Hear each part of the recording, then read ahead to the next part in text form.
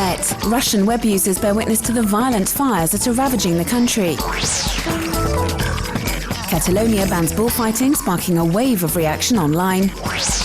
And a flash mob brings together thousands of people at the Bayonne festivities in France.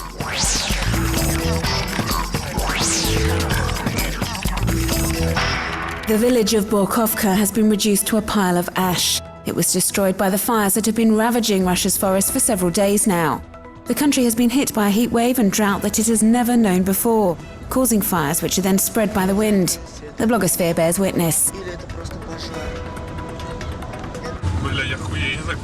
This amateur video broadcast on the internet shows a car caught in an infernal journey in the middle of a burning forest in the Nizhny Novgorod region. We hear the passengers start to panic whilst the vehicle becomes surrounded by flames. Miraculously, the car ends up escaping this nightmarish scene.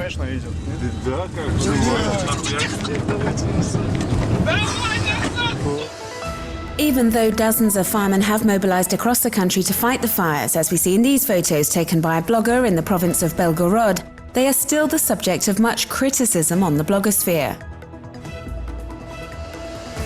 This web user criticizes the poor organization of the emergency services. He says that for several years now, fighting forest fires has been the responsibility of local authorities, which is why there was such a lack of coordination between firefighters at the beginning of the disaster. This web user talks about the absence of firemen. The residents of his village decided to try and protect their houses themselves. They were unsuccessful, however.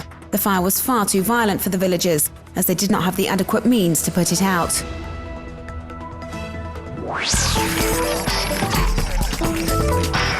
On Wednesday, Catalonia voted in favour of banning bullfighting, stirring up the Spanish bullfighting world and its political allies. Their leaders have decided to take action to try and reverse this measure. Pro- and anti-bullfighting activists are fiercely debating online. Videos of protests organised by supporters of bullfighting appeared online the following day. Here, Catalans are expressing their indignation. According to the daily ABC, many SMS have begun circulating around Spain, calling for a boycott of products from Catalonia. They see this measure as anti-Spanish, and many groups supporting this tradition have been set up on Facebook. As this French blogger says, the debate is not just about the animals, it's also about the country's cultural identity. He says that Goya, Lorca, Picasso and Hemingway all attended bullfights, and for some, corridas are the symbol of Spain, but others see that as outdated. The platform Pru was behind the initiative Legislative Popular, the ILP, and collected 180,000 signatures. It says its only concern is animal welfare. It's supported by many well-known figures, from the Dalai Lama to Pamela Anderson, as well as British actor Ricky Gervais, and is thrilled with the decision made by the Parliament of Catalonia. It's also broadcasting videos thanking anti-corrida campaigners for their support. Many animal rights groups have become involved in the cause, like El Refugio, that collected many signatures calling for the abolition of bullfighting.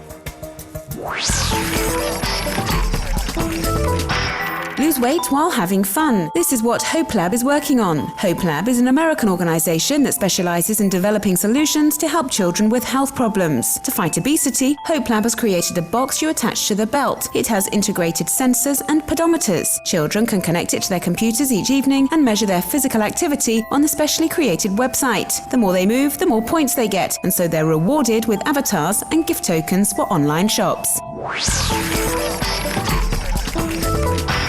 Who are the happiest Americans? Those on the East Coast or those on the West? American computer scientist Alan Mislove has developed a map measuring the mood of his contemporaries depending on the messages they post on Twitter. Green represents happiness, red, unhappiness. Result: Americans from the West Coast are more often in a good mood than those from the East Coast, particularly at the weekend. These are real results but should not be taken too seriously because Twitter is not really representative of the people of America.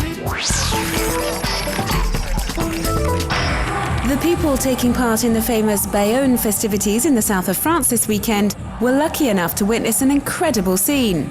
As these images show, several thousand people had organised a giant flash mob and performed an impressive choreography. The result was quite simply spectacular.